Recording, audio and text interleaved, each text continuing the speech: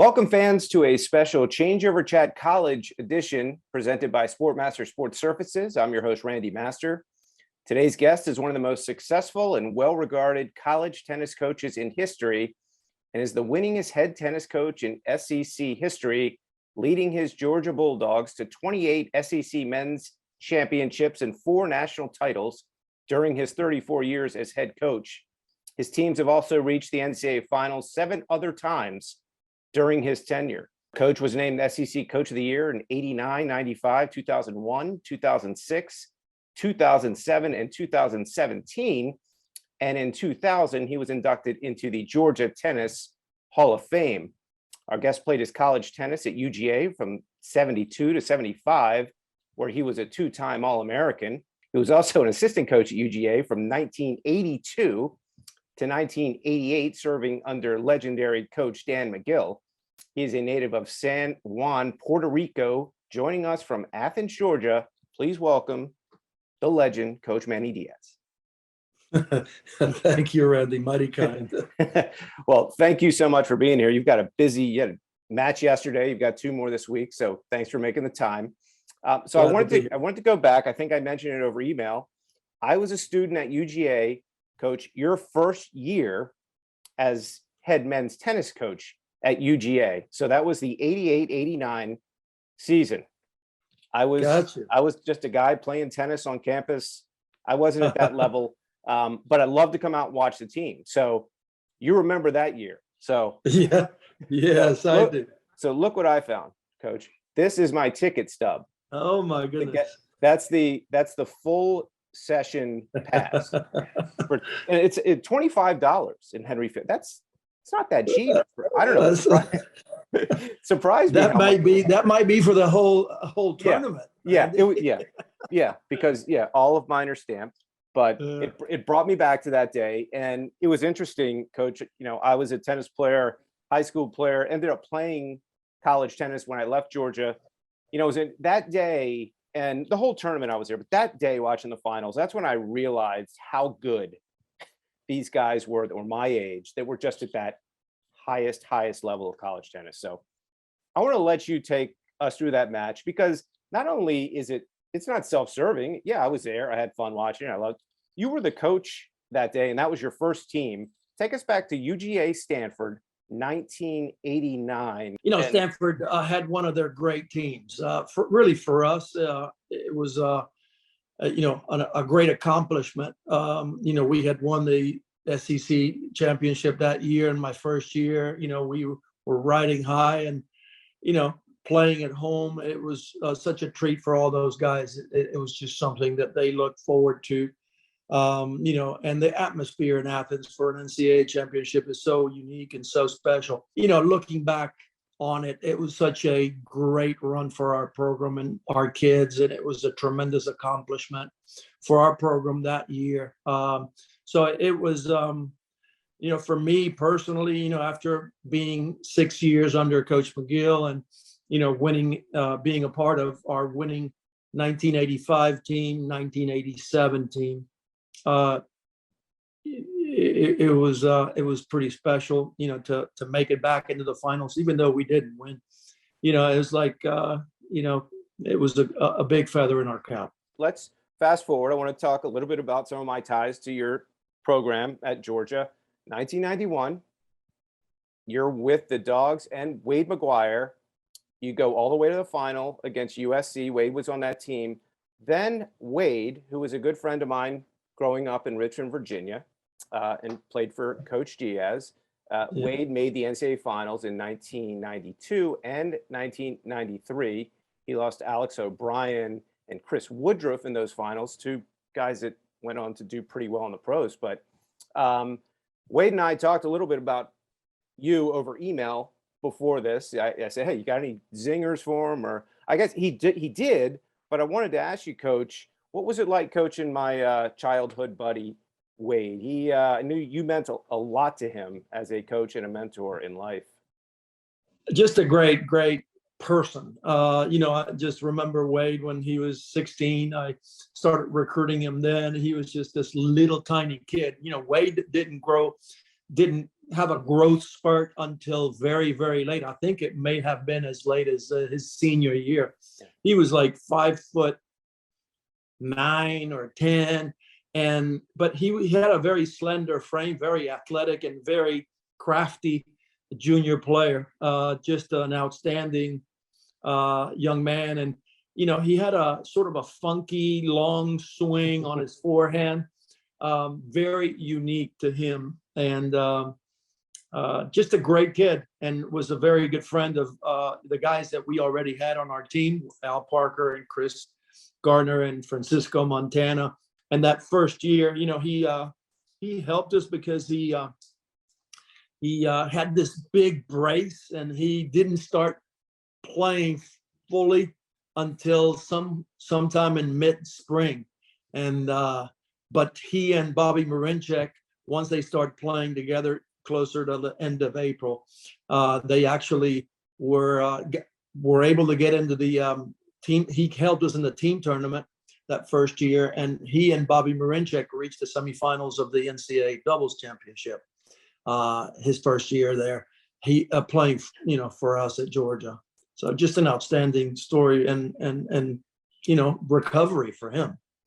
Yeah, well, those years I know meant a lot to him there, and he had such a successful career, especially in the singles championships we talked about. He made it to 2 straight NCAA finals. I did send him a note, and he said, if you talk to Coach Diaz, ask him about the time that you were in a van as a player coming back from Ole Miss, and Coach McGill took an exit too fast. Oh, that was actually is this a good story, or is that just we're going to waste our time? That was actually Coach McGill was riding shotgun, and that was when I was a player. Us players drove these 15-passenger vans because Coach McGill, never did, and he would just have us, take turns driving. And one of my teammates, I won't mention the name, took that exit a little bit too quickly, and everybody was like asleep. And Coach McGill was as well. But yeah, the van actually was on 2 wheels because it almost went off completely off the exit ramp. And that was the last time that person drove the van. Oh, God. Well, I hope you didn't let Wade drive the van ever. I've driven with Wade, and same thing would happen, I think.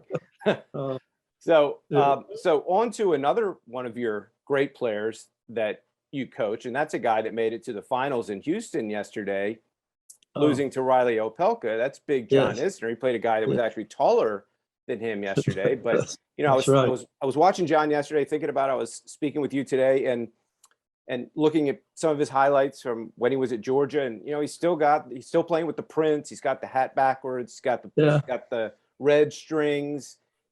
Manny, he still looks a lot like that kid. Many years ago that you coached. When you watch him, do you still see that same kind of Isner playing style and demeanor on the court as you saw when he was an 18-year-old kid? Yeah, John still has that energy, and and he was always so a little bit hyperactive, let's put it that way. He was always so jovial and just outgoing and fun loving. So he was a great teammate, and he lifted everybody around him. One of the things that really attracted me to John as a recruit was, the fact that every other kid just seemed to gravitate, around him, and he would hold court, and he was always laughing out loud, and so he attracted a lot of kids, and everybody kind of just loved being around him and respected him very much, and his whole family, his parents are such great people. They raised such a wonderful three boys. So it's still great to keep close contact with John and watch him still out there. He's already 34, 35.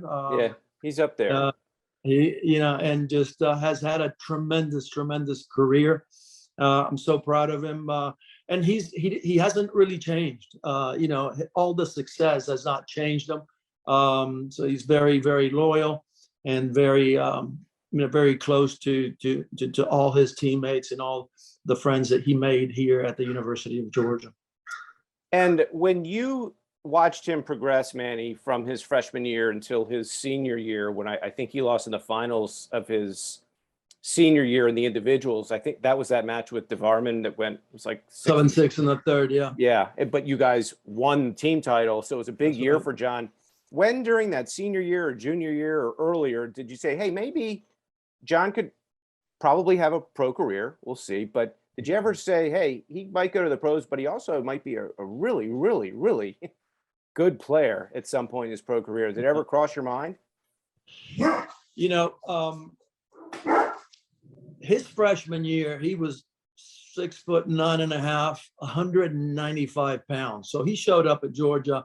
And, you know, I think the last thing in his mind was a pro career, right? At the time, you know, he's wanting to push himself and be a good college player, a very good college player. He went through the fall and the spring, and actually towards the end of the spring, his back gave out. He was so tall and gangly, and he just wasn't as strong as he needed to be. And so he had some back issues that spring, that first initial spring, and kind of just limped all the way to the finish line. Yeah. Playing, I think, around 3, if I'm recalling correctly. He took a good bit of time off in the summer, went fishing a lot, and really didn't play that much tennis. Came back his sophomore year, and he decided, you know, after consulting with our doctors and our strength and conditioning coaches, to take his fitness a little bit more seriously. And, you know, he was very, very inflexible and very weak at the time. Yeah. And so he made a conscious effort.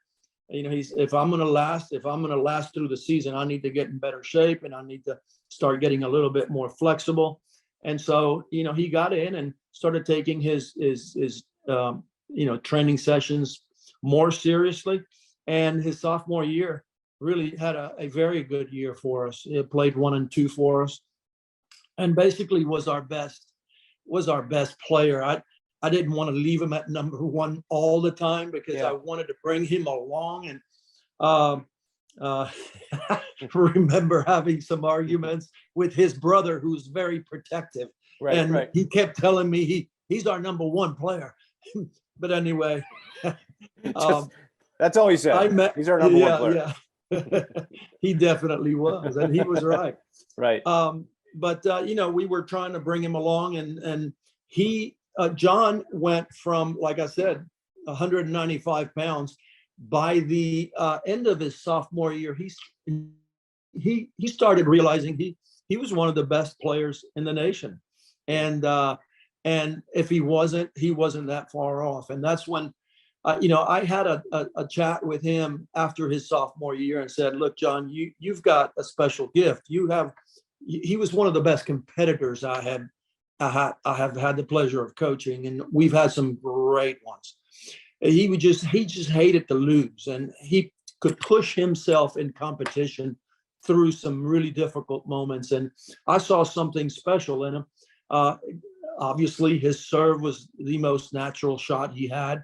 It was unique and huge, and his forehand was very good, but he needed to work on his weaknesses. But I told him, you know, like, look, man, you've already gone through your first 2 years. You know, you have a gift, and you can be a great player if you really apply yourself. You know, I said, you can have a great lifestyle. You can travel the world. You can be famous if you really apply yourself, or you can sit behind the desk and work for 30, 35 years. But you need to make a decision now.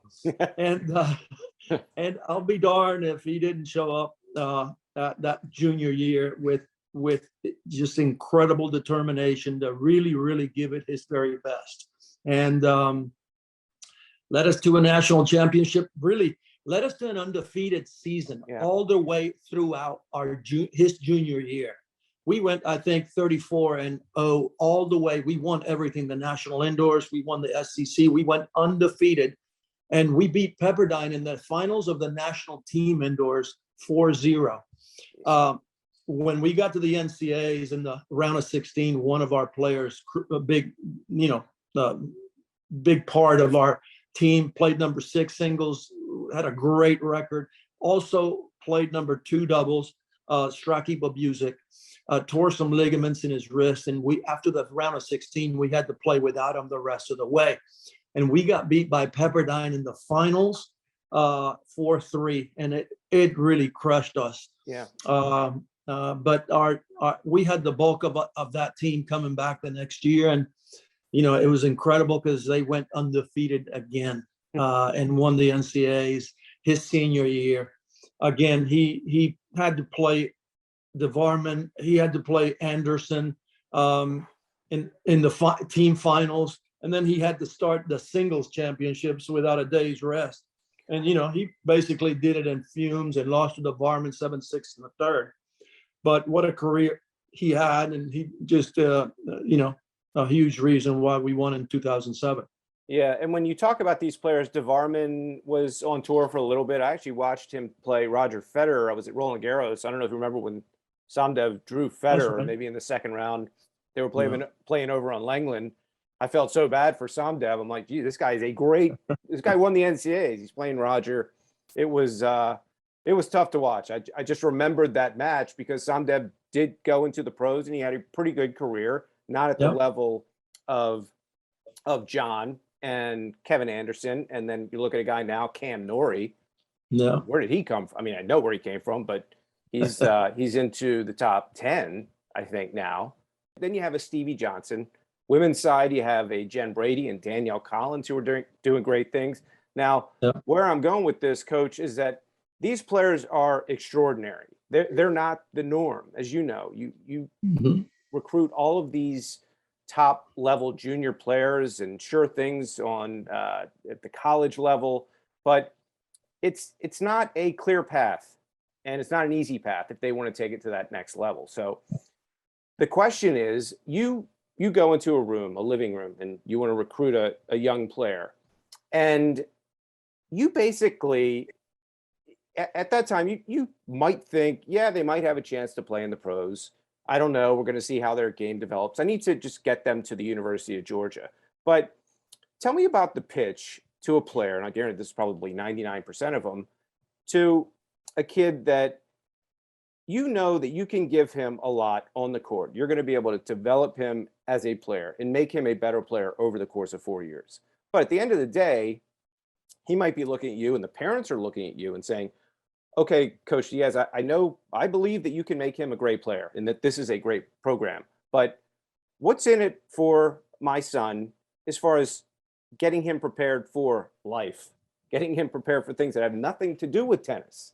Because at the end of the day, his decision is probably going to be more related to what he's going to do off the court moving forward in a career than potentially playing on the tour. So how do you balance that with a kid and make sure he knows that you're going to have his back on the court and everything he does in life at Georgia there and beyond? Yeah, no, without a doubt. I think that that's a huge part of it. I mean, I think that, kids are more interested in what you can do for me on the tennis court and how can you help me get to where I want to go. And obviously that's a big part of the parents as well, because they want to see their kids succeed, and they want to see their kids, achieve their goals and dreams and aspirations. Right. But I think that you hit it in the nail on the head. I think it's huge with the parents. I mean, the parents want to know that, you're going to be a role model. You're going to be a second father for our child. Right. So, a big part of what we do is make sure that the parents as well as the kid understands that, we're going to be here for them, and we're interested in seeing the kid get a good education, do well socially, have a good foundation, have a moral compass, and we're going to be here obviously to monitor, in absentia of the parents, right? And we're going to have the kids back and do what's best for him as a person, not as a player. I mean, we've got to see these kids as more than just athletes. For us is we have a motto, with our program, and when you come to Georgia, it's dogs for life, right? We have a WhatsApp chat with our letterman that's nearing 100. We have former players from the 50s, 60s, 70s, 80s, 90s, 2000, 2010, on and on. We have 7 or 8 generations, decades. And so, our program is a family, and I think that's quite special. I'm not sure what other programs do, but I think it's quite unique and quite special. And that's a big part of what we try to convey to parents. This is not just a 4-year relationship, a 2 or 3 or 4-year relationship.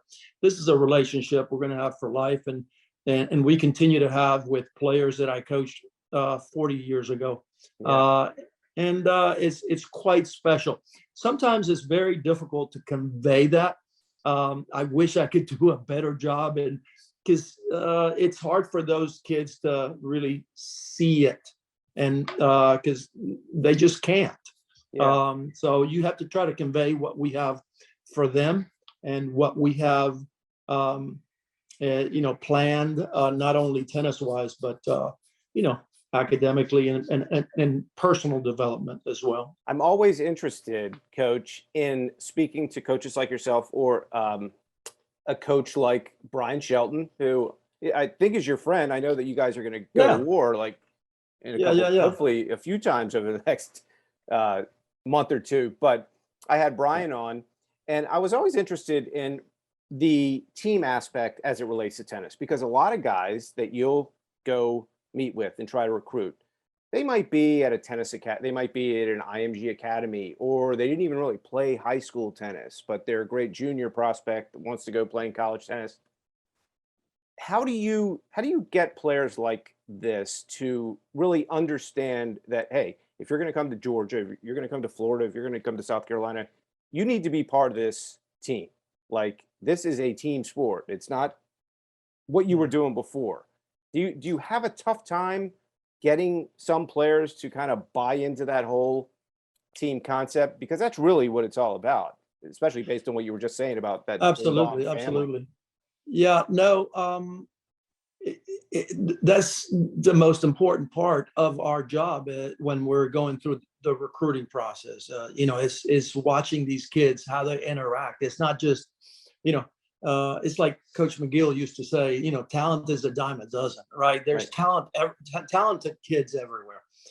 You're just trying to, as a coach, do a good job, the best way you can, to really sift through all of the talent and all of the kids and find kids that will fit your culture, your team culture.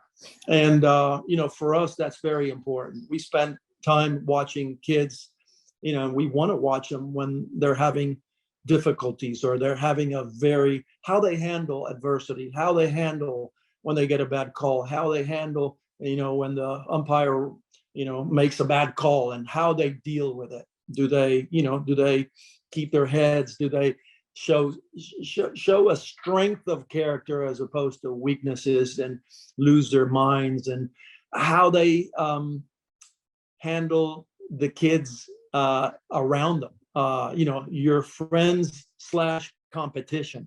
Are they kids that are going to come in? Because we want kids that are going to make each other better, that are going to push each other, but they're going to make each other better. And so that's what we're looking for, and that's what we actually, tell them on their visit. It's going to be a very important part of what we do. Can you get along? Can you build other people while competing with them? Because we want, one guy across the net from another one. We want them to challenge each other. But we want them to also push each other and sometimes carry each other when they're having difficulties. And so for us, we recruit character, and we're trying to find the right kids, to come on board and to continue this culture that we have and add to it. Yeah, well, it's been a great culture there based on all of the success you've had. Now, in 21, you, Manny, just signed a contract to extend your relationship with the University of Georgia through 2025. So congratulations on that. So you're, so you're not going anywhere anytime soon. And I know that you're the people you're recruiting, it's much easier Yeah. to recruit probably. Hey, I'm Yeah. not leaving. So That's a question that's been surfacing lately because, hey, you've been there 34 years as a head coach now, 40 overall. Like, how much longer do you have? Like, are you going to be there? yeah. We're recruiting now kids. We're having kids visit on their junior year of high school. So we're getting commitments now. We've already got commitments for not next year, but the year following. And that's an important component. And that's always a question. I think maybe some some of my competition may be trying to bring that up as a factor, but no, I mean, like, yeah, for me, I am clear that I'm not, as of right now, making any plans to retire, and that's an important question that I need to be able to answer, and I think that.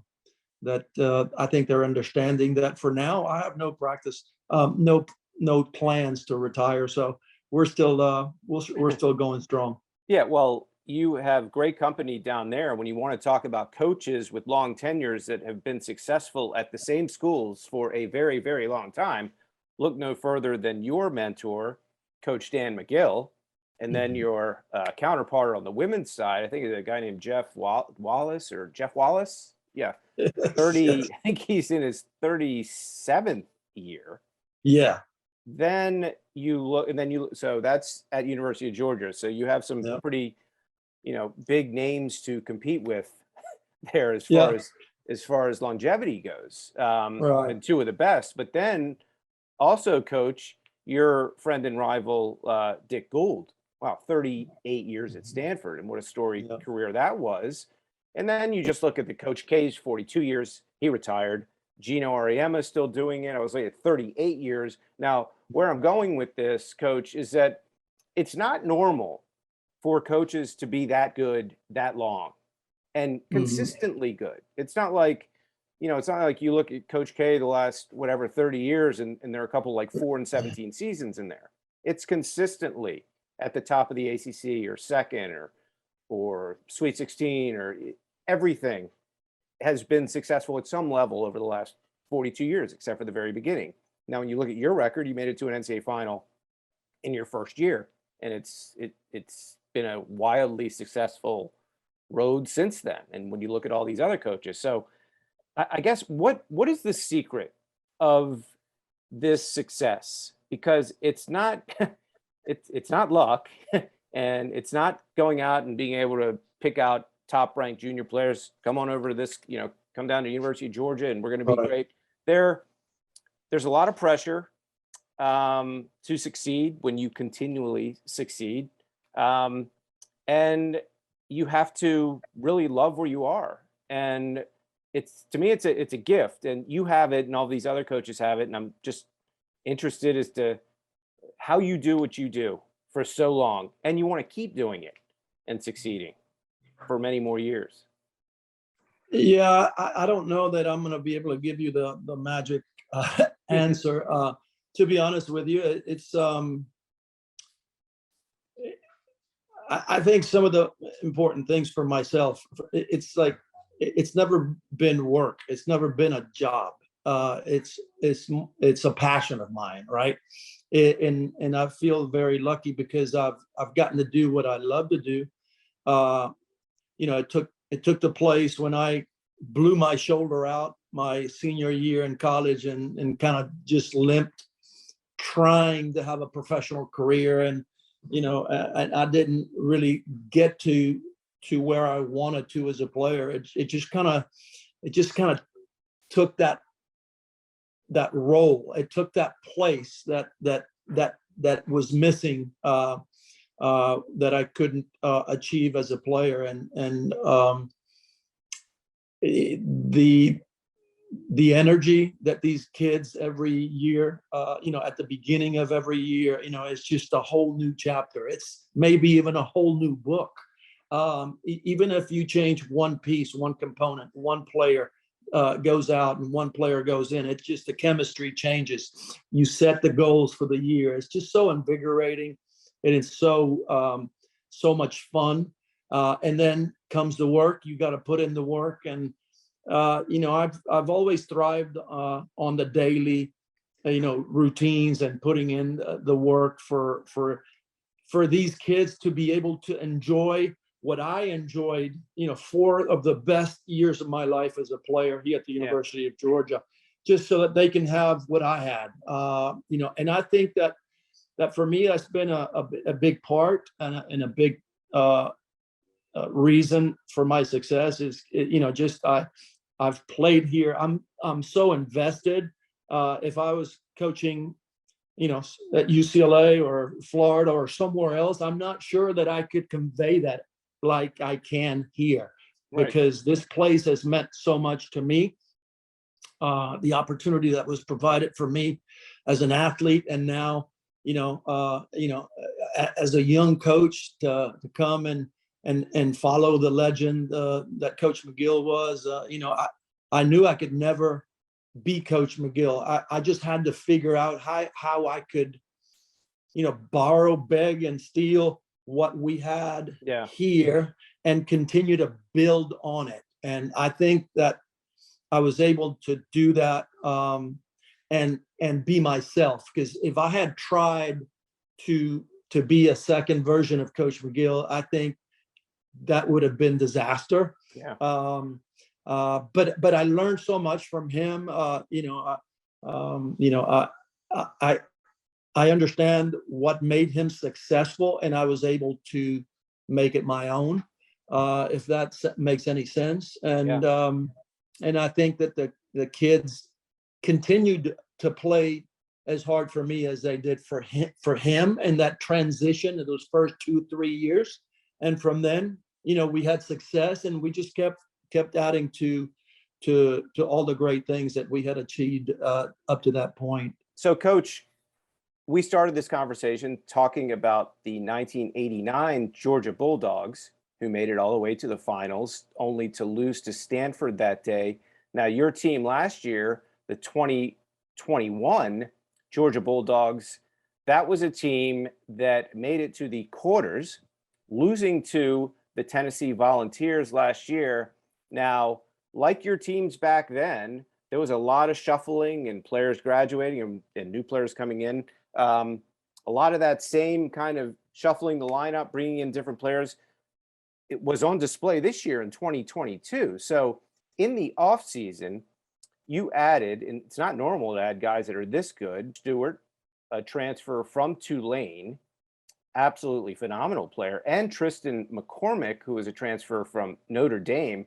Now, when you bring in 2 guys at that level, sure, it's great to have guys that are this good, but is it tough to bring guys that are that good into a existing culture of a team if they're just going to come in and play 1 and 2? I mean, they're obviously producing for you there.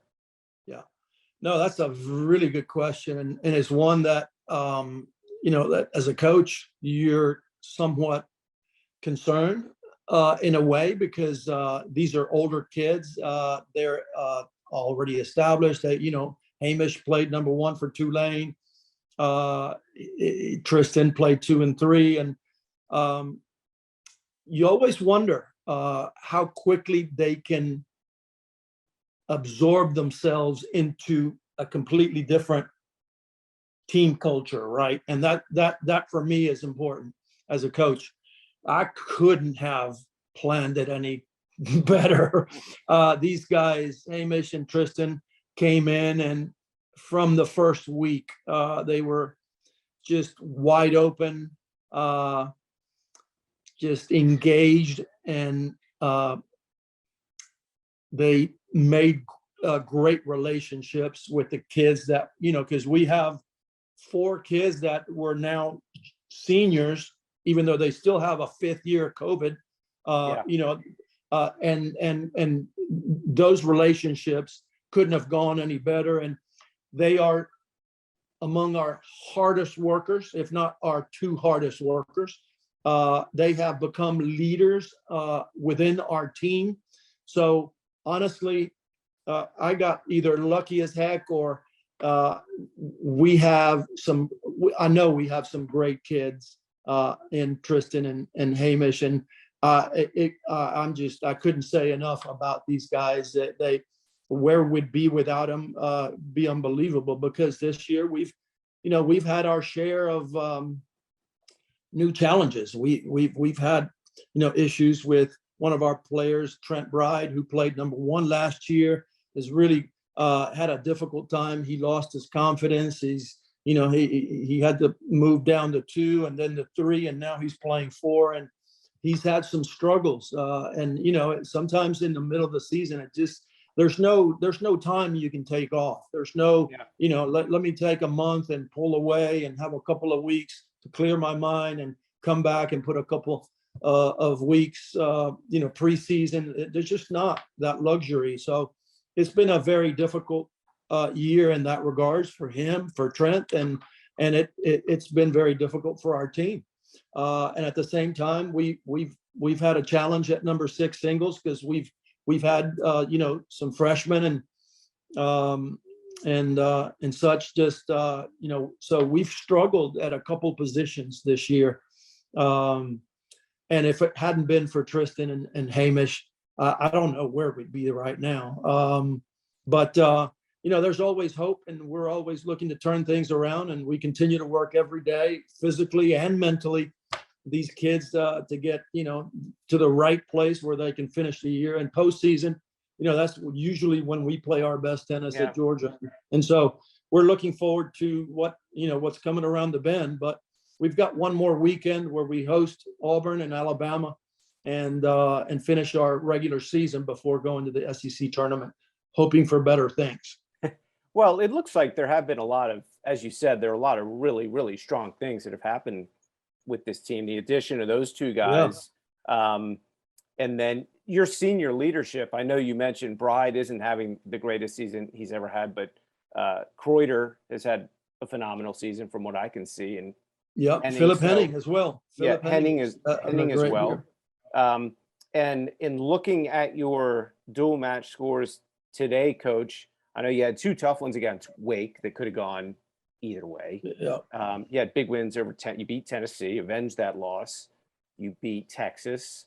And then, I guess Florida is the team that ultimately you're going to have to get over that hump. But again, in looking at those dual match scores, you see it in a much more laser focused way than me. But if I'm just taking it at face value, geez, they lost. If they had won this set at number 2 and gone to 3, then maybe, it changes the whole outcome of this match. We got the doubles point. It would have changed.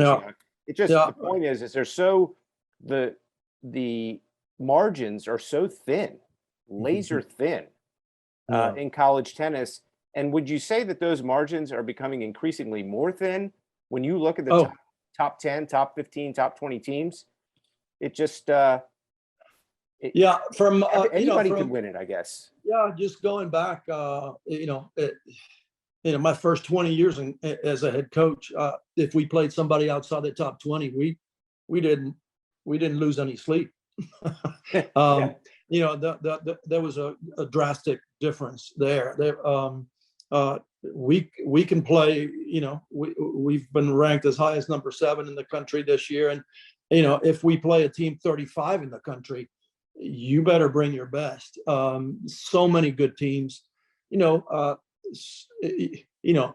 My early days, as an assistant, you had Glenn Bassett, Dick Gould, Dick Leach, Coach McGill.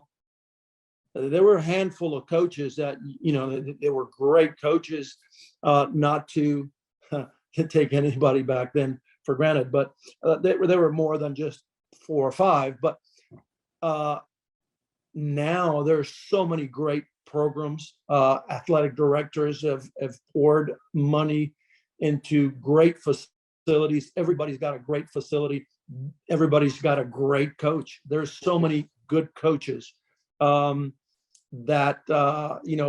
then we started bringing in international kids. So the level, the depth on the men's side, and that's all I can talk about because that's all I know. But it's just so much deeper now than it was 20 years ago, and you cannot take anybody for granted. This year we've played, I believe, 8-4-3 matches. 8-4-3 matches. And, it used to be that the doubles was 2 out of 3 sets. The majority of the time, if you play 2 out of 3 sets, the best doubles team is going to win that match. Then we went to a pro set. It's a little bit longer, and you can bounce back from an early break, breakdown.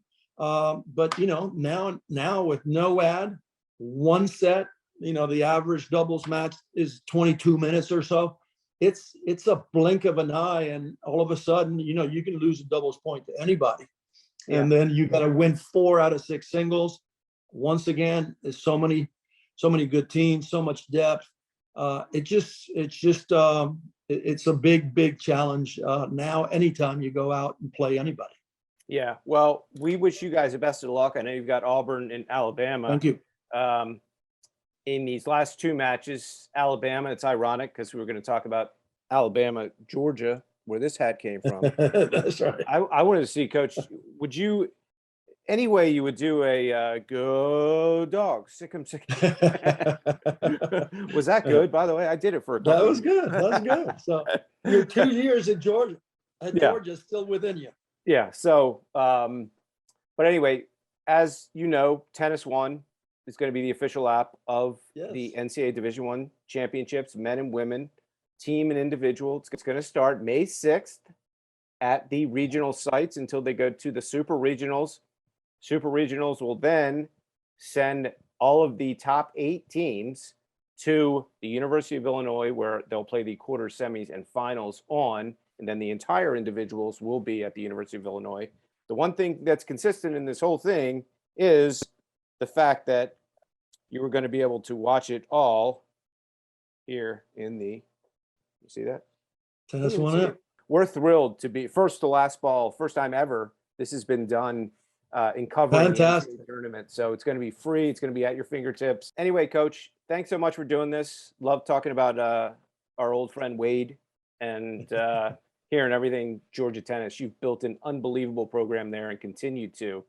And you really have affected the lives of so many young kids in a positive way that you thank you. You need to be given credit where it's due, and you're one of the best at what you do. So thanks so much, Randy. Appreciate it. Good to be with you.